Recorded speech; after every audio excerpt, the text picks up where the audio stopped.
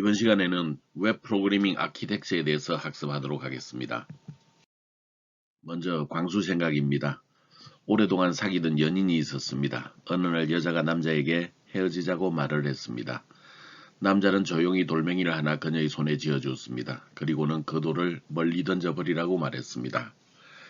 여자는 영문도 모른 채 남자가 건넨 돌을 힘껏 던졌습니다. 그러자 남자는 돌 던진 방향으로 열심히 뛰어갔고 여자가 던진 돌을 다시 주워서 가지고 왔습니다.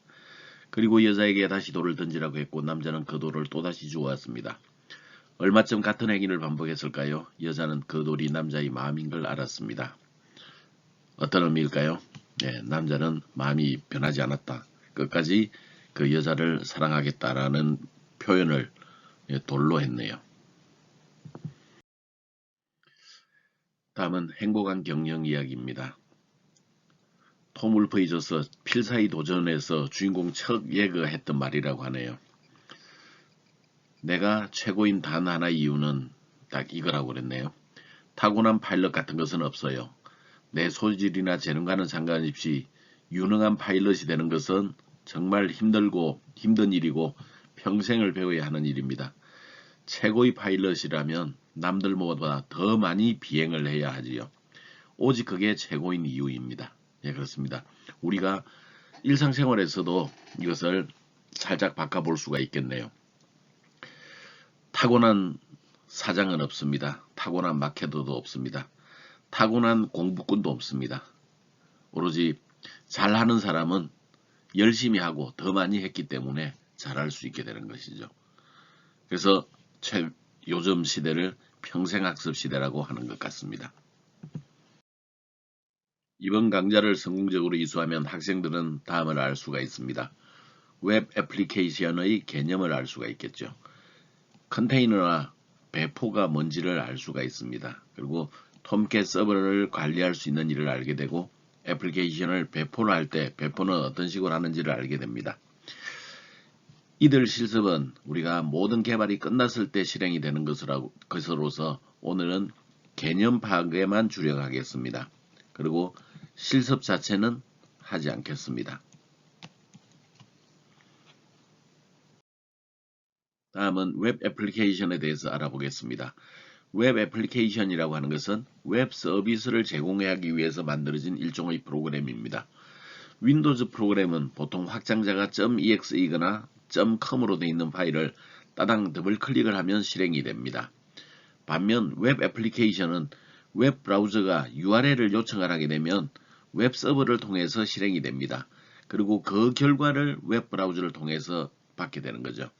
따라서 웹 애플리케이션은 실행 파일이라고 할 수 있는 것들이 없습니다. 웹 서비스는 일반적으로 우리가 HTML 파일로 구성이 되어 있는데 여기에는 이미지, 플래시 애니메이션, CSS, JS 파일 등의 부가적인 컨텐츠가 포함이 될 수 있습니다. 그리고 프로그램적인 요소들은 JSP도 있을 수 있고 ASP.NET이 있을 수도 있고 PHP가 있을 수도 있겠네요.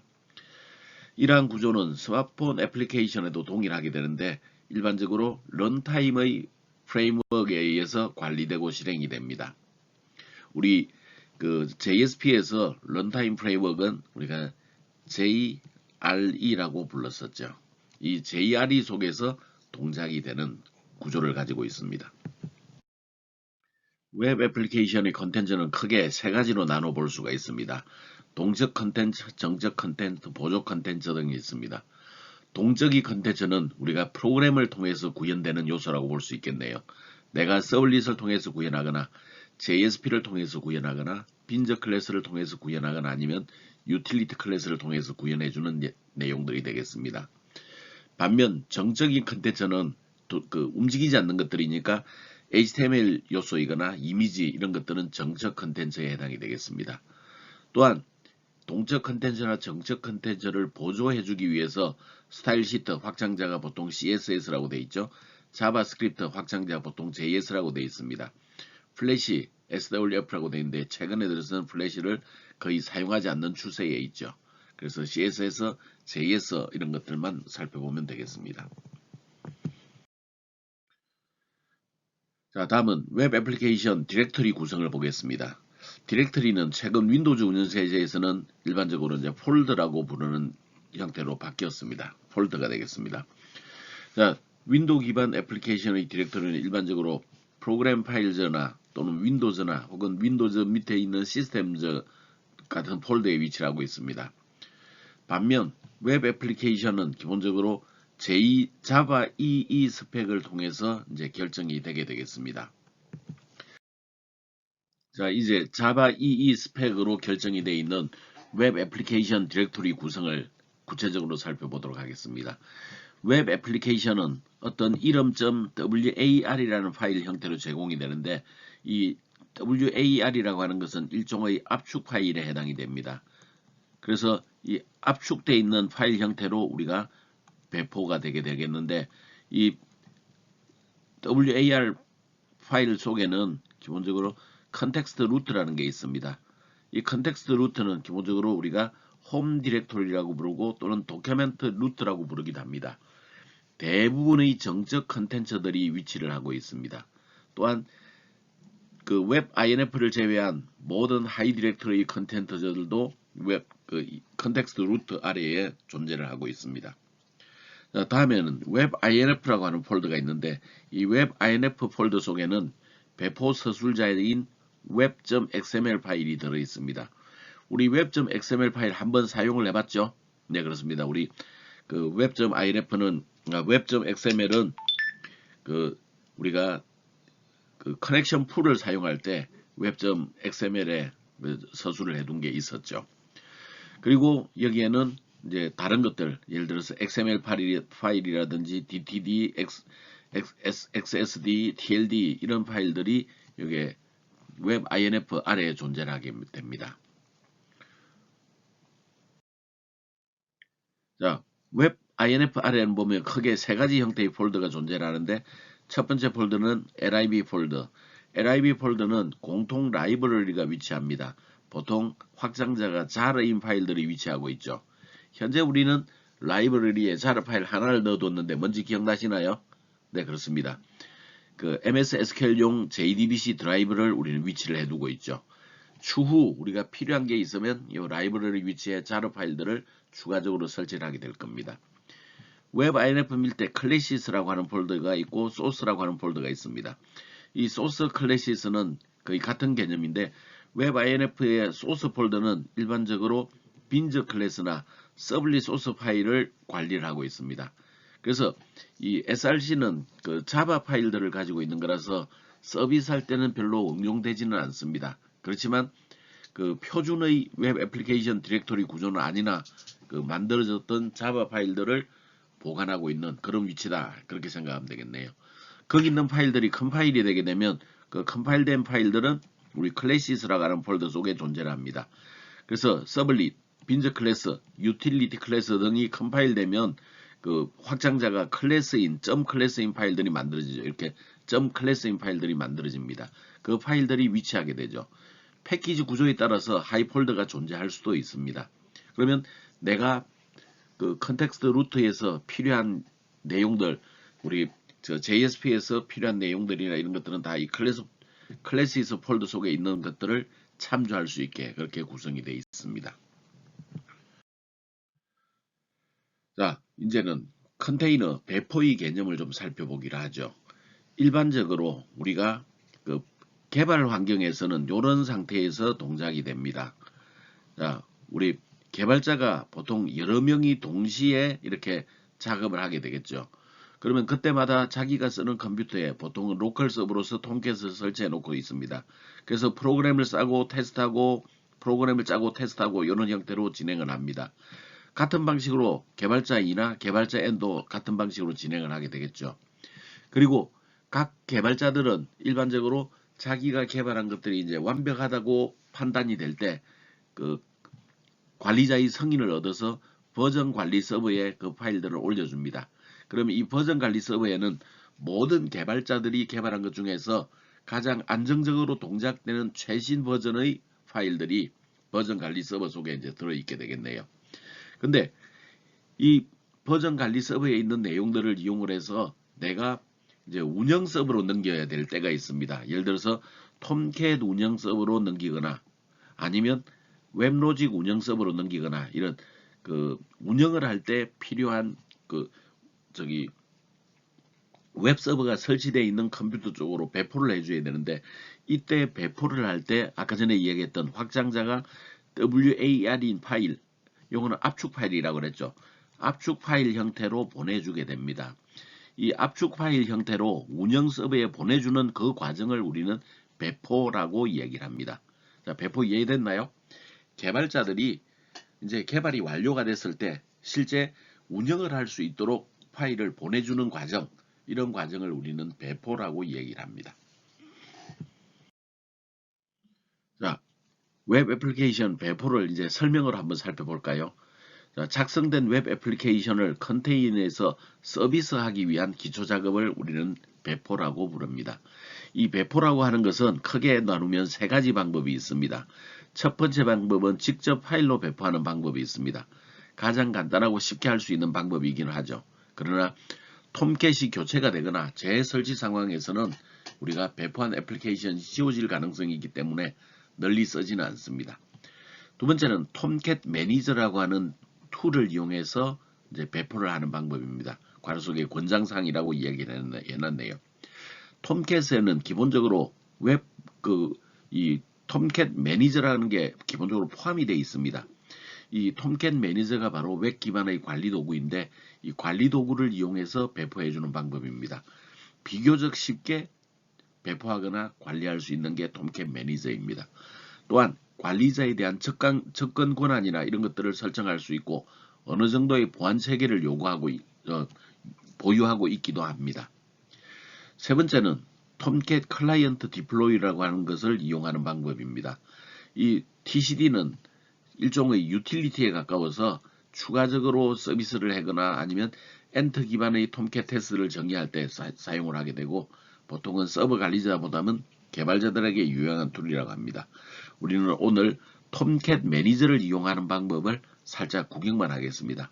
서두에 얘기한 것처럼 여기 배포 작업은 직접 실행하지는 않겠습니다. 배포를 하게 되면 배포 서술자라는 게 들어 있습니다. 배포 서술자는 우리가 줄여서 DD라고 부르기도 하고, 이제 풀네임으로 쓰면 Deployment Descript라고 하는 겁니다.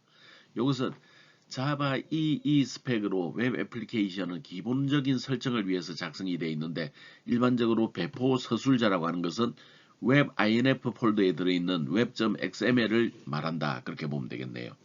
그러면 이 배포 서술자는 왜 쓰느냐? 첫 번째, 컨테이너의 호환성을 유지하기 위해서 사용을 합니다.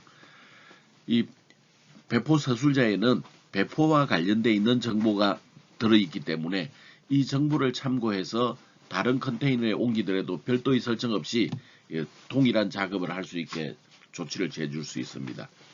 또한 배포 서술자를 사용하면 효율적으로 애플리케이션을 유지 보수할 수가 있습니다. 그래서 초기화 매개 변수나 이런 것들을 통해서 애플리케이션 프로그램 간 데이터를 공유한다든지 이런 작업을 할 수가 있습니다. 또한 운영을 하는 데 있어서도 상당히 편리하게 이용할 수가 있습니다. 다음은 배포 서술자인 web.xml을 좀 더 자세히 살펴보기로 하죠. web.xml은 XML 형식으로 작성이 되어 있는 일반 텍스트 파일입니다. 보통 서블릿 스펙 2.4 이후부터는 XML 스키마 형식을 취하고 있게 되고, 3.0부터는 애너테이션 기반의 설정을 많이 지원하기 때문에 3.0 이후로는 web.xml의 사용이 차차 축소되고 있습니다. 그러나 완전히 없어진 것은 아닙니다. web.xml의 설정이 잘못된 경우에는 컨테이너에서 웹 애플리케이션을 실행을 하지 못할 수도 있습니다. web.xml에는 여러가지 구성 요소들이 있는데 디스트리뷰터블이라는 게 있는데, 얘네들은 분산된 환경에서 사용할 건지 말 건지를 설정을 합니다. 컨텍스트 파라미터가 있습니다. 여기는 초기 매개 변수를 설정하는 용도로 사용을 합니다. 필터가 있을 수 있습니다. 필터는 필터 서블릿을 등록하는 절차입니다. 필터 매핑은 서블릿의 URL 매핑을 필터 서블릿의 URL 매핑을 지정하는 부분입니다. 리스너가 있습니다. 이거는 리스너 서블릿을 등록하는 부분이 되겠습니다. 또한 서블릿이라고 되어 있는 영역에선 서블릿을 등록하는 부분, 서블릿 매핑은 서블릿 URL 매핑을 지정하는 부분이 되겠습니다. 세션 컨피그는 세션과 관련되어 있는 설정을 하게 되겠고, 마인 매핑은 우리가 애플리케이션에서 처리할 파일 형식의 뭔지를 지정해주는 용도로 사용을 하게 됩니다. 웰컴 파일 리스트는 기본적으로 초기에 로딩되는 파일이 뭐냐라는 것을 지정하는 데 쓰는데, 일반적으로 index.html 혹은 index.jsp 이런 이름들을 많이 사용을 합니다. 에러 페이지는 오류가 발생했을 때 오류 페이지를 지정하는 용도로 사용을 합니다. JSP config에서는 include 지시어 등을 포함해서 필요한 JSP config 설정이 필요한 경우에 지정하게 됩니다. Security constraint는 이제 접근에 대한 보안을 설정해주는 영역이 되겠습니다. 로그인 config는 로그인 방식을 인정하기 위한 설정으로 사용을 합니다. 자, 우리 annotation 그랬는데 annotation은 annotation 이렇게 부르기도 합니다. 이 annotation이라고 하는 것은 우리가 자바 클래스의 메서드나 변수 앞에 이런 것들이 붙어 있습니다. at override, 요게 at 표시를 사용하는 것들을 우리가 이제 annotation이라고 부릅니다. 얘네들은 데이터 유효성 검사를 한다든지 이런 걸 해서 굉장히 코드가 깔끔해지게 하는 그런 요소들입니다. 자바에서 제공해주는 기본적인 annotation의 경우에는 at override가 있습니다. 이것은 method override가 처리가 된다라는 것을 하게 됩니다. 만약에 상위 클래스에서 뭔가 메서드가 있었는데 내가 동일한 이름의 메서드를 처리를 해준다. 그럴 때 사용하는 게 메서드 오버라이더였죠. 근데 부모 클래스에서 해당 메서드가 없다면 오류가 발생합니다. at duplicated라고 하는 annotation이 있는데 여기에서는 해당 메서드가 더 이상 사용되지 않는다. 그런 경우에 해당됩니다. at express warning, 여기에서는 컴파일 경고를 무시하도록 처리를 해주는 겁니다. at safe variable argument, 이거는 이제 가변 인자의 매개 변수를 처리할 때 사용을 합니다. at function interface라고 하는 것은 함수형 인터페이스를 지정해 준다. 이럴 때 사용하는 annotation입니다. 다음은 아파치 톰캣 서버 관리에 들어가 보도록 하죠. 먼저 아파치 톰캣의 사용자를 설정을 해야 될 필요가 있습니다. 서버 시스템이라고 하는 것은 항상 보안과 밀접한 관련이 있습니다. 따라서 보안에 대한 설정이 필요한데 가장 기본적인 보안은 사용자를 등록하고 그 사용자에 대해서 보안을 요구해 주는 겁니다. 그러면 사용자를 설정하기 위해서는 사용자 등록이 먼저 필요하겠네요. 톰캣의 사용자 등록은 톰캣 빼기 users.xml에서 담당을 하게 됩니다. 톰캣은 우리가 서비스형 운용 형태로 하느냐 아니면 우리 이클립스 내부에서 개발 형태로 사용하느냐에 따라서 위치가 좀 차이가 납니다. 만약에 톰캣을 운영하고 있는 서비스를 하고 있는 상태라면 톰캣 설치 디렉토리 밑에 컴프 밑에 들어있게 됩니다. 그래서 톰캣 7.0 밑에 컴프 밑에 보면 여기에 톰캣 users.xml이라고 하는 그 파일이 존재할 겁니다. 이 파일 내부에 사용자를 등록하면 되겠습니다.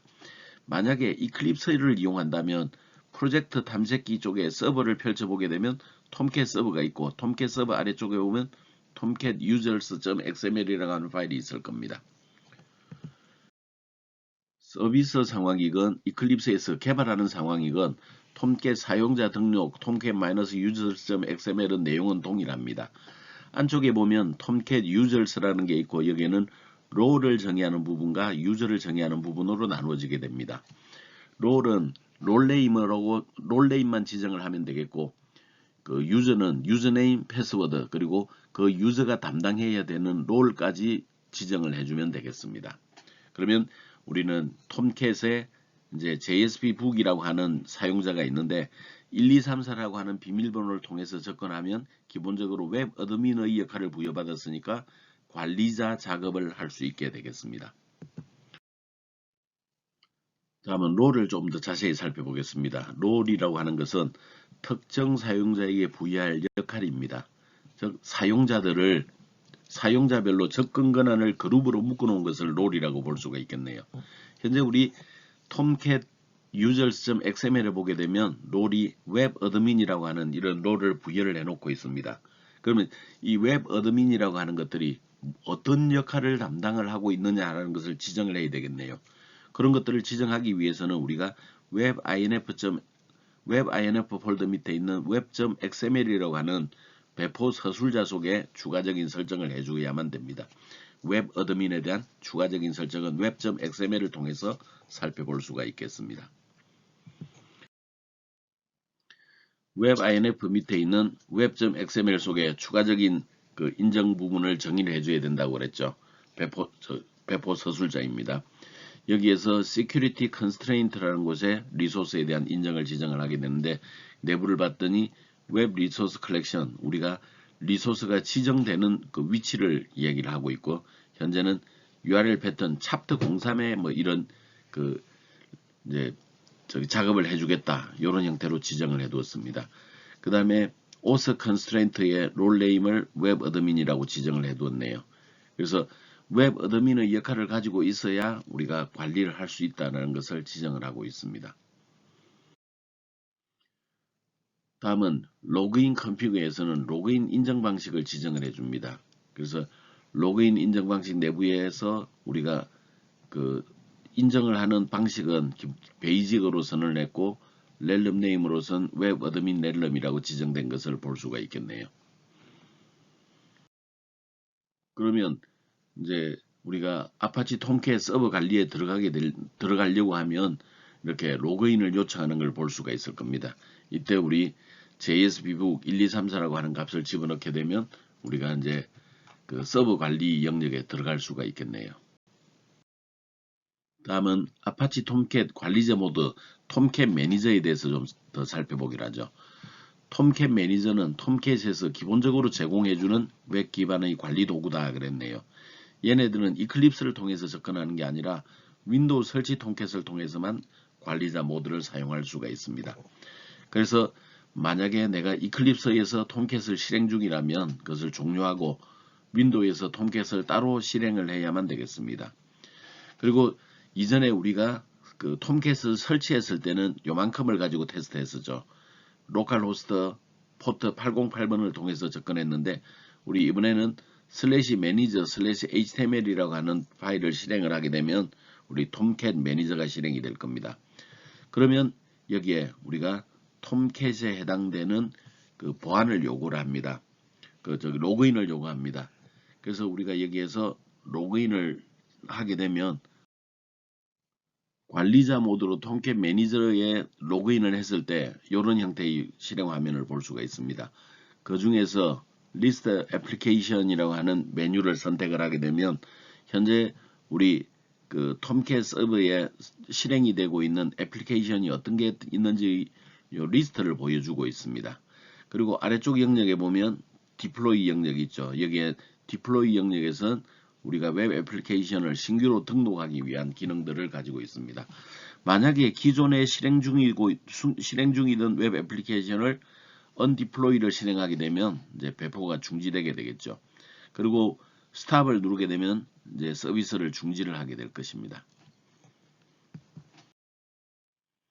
자, 이번에는 서버 스테이터스라고 하는 메뉴를 눌러보기로 하죠. 그러면 현재 진행되고 있는 그 서버의 각종 정보, 연결되어 있는 세션, 서버 운영 상태 이런 것들을 모니터링하는 용도로 사용이 되고 있습니다. 다음은 로그 파일을 한번 생각해 보기로 하죠. 로그 파일은 시스템 관리에 있어서 굉장히 중요한 부분 중에 하나입니다. 서버의 모든 운영기로 애플리케이션에서 발생한 오류 등이 파일 형태로 저장이 되게 되어 있는데 이걸 통해서 시스템에 어떤 문제가 있는지 애플리케이션에 어떤 오류가 발생하고 있는지 웹 서버에 대해서 사용자들이 무엇을 요구하는지 이런 것들을 살펴볼 수가 있는 겁니다. 이것은 윈도우에 설치되어 있는 톰캣을 기준으로 할 때 톰캣 로그 디렉토리는 설치 디렉토리 아래쪽에 로그스라고 하는 폴더에 들어있습니다. 지금 톰캣 7.0 밑에 로그스라고 하는 폴더가 있죠. 여기에 보면 이렇게 여러가지 형태가 들어있습니다. 이 로그 파일의 기본 형태는 파일 이름, 날짜, 로그 형태로 들어있습니다. 예를 들면 카탈리나 그리고 날짜, 로그 이런 형태로 파일들이 존재하는 걸 볼 수가 있습니다. 자, 로그는 기본적으로 파일 이름들이 이제 그 로그의 성격을 나타내고 있는데, 카탈리나라고 하는 파일로 시작을 하게 될 때는 톰캣의 메인 로그입니다. 이 메인 로그는 사실은 이클립스에서 콘솔에 보던 내용들도 모두 담겨 있습니다. 그래서 시스템 운영 부분, 관리 애플리케이션의 오류 모니터링 이런 것들을 하는데 사용되는 게 카탈리나입니다. 호스트 매니저라고 하는 로그는 기본적으로 톰캣 관리자 모드 중에 하나인 호스트 매니저에 발생하는 로그들이 저장이 되어 있습니다. 로컬 호스트 액세스 로그라고 하는 것은 사용자 분석, 서버 이용량 분석 이런 것들에 되어 있습니다. 여기는 액세스를 관리하는 서버에 요청한 리소스 정보들이 들어있는 거죠. 매니저라고 시작하게 되면 거기에는 톰캣 관리자 모드의 사용 정보가 기록되어 있습니다. 톰캣 STD 에러, 스탠다드 에러 그런 뜻입니다. 그러면 표준 오류 메시지들을 담고 있겠고, 톰캣 7 빼기 스탠다드 아웃 그러면 표준 출력 메시지들이 기록이 되어 있는 로그 파일이 되겠습니다. 자, 다음은 애플리케이션 배포를 한번 살펴보도록 하죠. 애플리케이션은 처음에 개발하면 기본적으로 패키징을 하고 배포 및 실행을 하고 관리하고 이런 과정들을 이제 진행을 하게 됩니다. 근데 우리가 개발하는 과정에서의 디렉토리 구조와 웹 애플리케이션의 디렉토리 구조는 일치하지 않는다는 것을 좀 알고 있어야 되겠습니다. 이 패키지 과정은 엔트나 메이븐 등의 빌드 도구를 이용하면 이제 굉장히 편리하게 만들어 줄 수 있습니다. 예를 들면 우리가 애플리케이션에서 개발할 때는 이런 스타일의 구조를 가지고 있습니다. 그래서 빌드라는 폴더도 있고 src 폴더가 있고 그 다음에 웹 컨텐트 폴더가 있고 그렇죠. 근데 얘네들이 기본적으로 배포 형태로 WAR 압축 파일로 구성이 될 때는 이런 형태로 폴더 구조가 바뀌게 됩니다. 그래서 그 개발 과정의 디렉토리 구조, 웹 애플리케이션 서비스 할 때의 디렉토리 구조가 일치하지 않는다라는 것을 좀 기억을 해두면 좋겠네요. 웹 애플리케이션 패키징 과정은 간단하게 말해서 .war 파일을 만들어내는 거다 그렇게 이야기하면 되겠네요. 이것은 그 웹 애플리케이션 아카이브 포맷 그렇게 부릅니다. 이런 작업을 WAR 작업을 하는 데 있어서는 기본적으로 익스포트라고 하는 기능을 이용하면 패키징이 가능하게 됩니다. 우리 이클립스에서 파일을 누르고 익스포트를 실행을 합니다. 그러면 익스포트를 실행하게 되면 현재 우리가 어떤 형태로 할 거냐, WAR 파일 형태로 하겠다는 걸 지정하면 되겠고, 우리가 이름을 지정을 해주면 되겠네요. 그리고 피니시 버튼을 누르게 되면 이제 그 지정된 위치에 이런 형태로 저기 JSPbook.war이라고 하는 파일이 생성이 됐을 겁니다. 이 WAR 파일은 사실은 압축 파일이라고 그랬죠. 압축 파일이기 때문에 우리가 그 RGB나 뭐 이런 압축을 해제할 수 있는 도구를 이용하면 JSPbook WAR 속에 어떤 것들이 있는지를 알 수가 있어요. 그래서 우리가 RGB를 이용해서 그 파일을 열어보게 되면 우리가 웹 애플리케이션 구조라고 했던 그런 형태대로 폴더들이 저장이 되어 있는 것을 확인할 수가 있을 것입니다. 다음은 웹 애플리케이션의 배포 방법입니다. 배포 방법은 크게 나눴을 때 두 가지 형태로 구분할 수 있는데, 하나는 컨테이너가 실행이 종료된 상태에서 하는 것과 실행 중인 서버에서 동적으로 설치하는 방법, 이렇게 둘로 나눠줄 수가 있겠습니다. 사실 종료된 상태에서 하는 것은 간단하게 디렉토리 구조에 WA 파일을 복사하고 압축을 해제하면 끝납니다. 근데 톰캣을 종료를 하게 되면 실행 중인 모든 서비스가 종료되기 때문에 일반적으로는 실행 중인 서버에 설치하는 게 유리합니다. 이런 경우에는 배포 툴이 필요한데, 톰캣에서는 톰캣 매니저라는 툴을 제공한다고 그랬죠. 그래서 별도의 배포 툴을 이용할 수도 있고 톰캣 매니저를 이용할 수도 있습니다.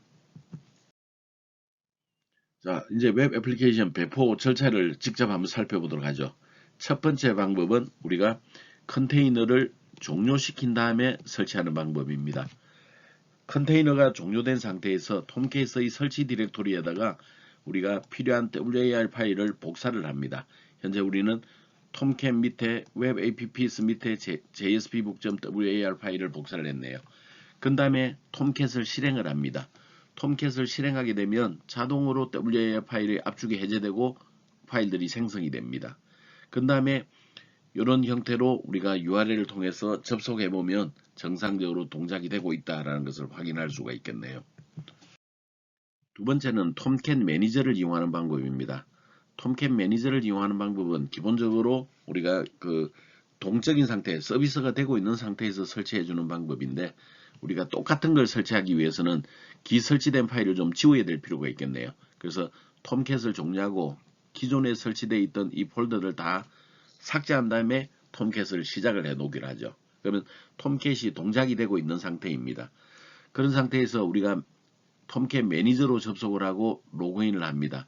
그리고 메인 중앙 화면에 보면 디플로이라고 하는 섹션이 있는데, 여기에서 찾아보기를 누르고 내가 필요한 그 파일을 WAR 파일을 선택을 합니다. 그 다음에 디플로이 버튼을 클릭하면 되겠네요. 그러면 우리가 여기에 애플리케이션 영역에 방금 JSP북이 이렇게 들어가 있는 것을 볼 수가 있습니다. 즉 톰캣 서버가 정상적으로 동작이 되고 있는 상태에서도 우리는 이렇게 톰캣 매니저를 이용하면 배포를 할 수 있다. 그렇게 인식하면 되겠네요. 다음은 관리입니다. 관리는 애플리케이션 영역에서 우리가 이제 처리를 해주는 건데, 시작하거나 중지하거나 리로드하거나 언디플로이 하거나 이런 것들이 우리가 그 웹 애플리케이션의 관리 영역에 해당된다. 이것 또한 톰캣 매니저를 이용하면 해당 작업을 수행할 수 있다. 그렇게 이해하면 되겠습니다. 만약에 내가 특정 애플리케이션을 언디플로이하고 접속을 한다면 이런 메시지를 볼 수 있을 겁니다. 404 에러가 발생할 겁니다.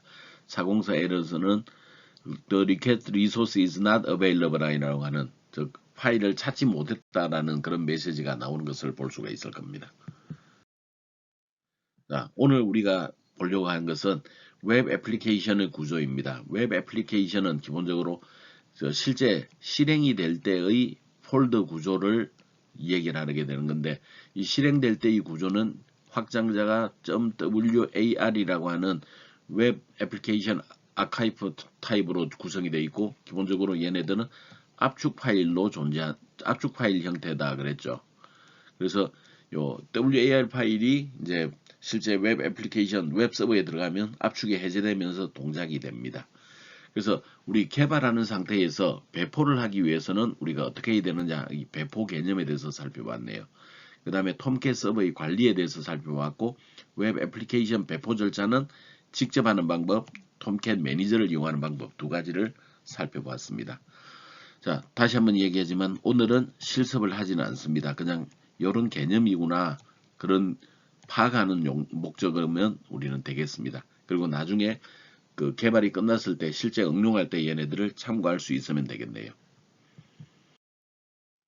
자, 오늘은 여기까지 하도록 하겠습니다. 오늘 이번 강의는 그냥 가볍게 한번 읽어보는 정도로 끝내도록 하죠.